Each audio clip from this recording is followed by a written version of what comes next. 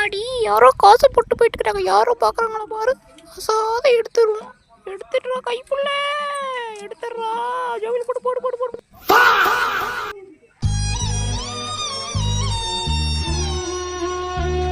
ஒருவேளை அந்த கடைக்கார இது பார்த்துட்டு போல. பார்த்தா என்ன பண்ணிடுவா.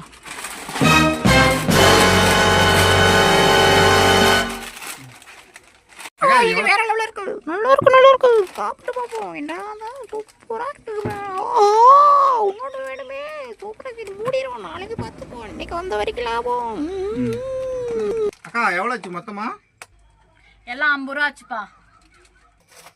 50 ரூபா ஆச்சா? காசு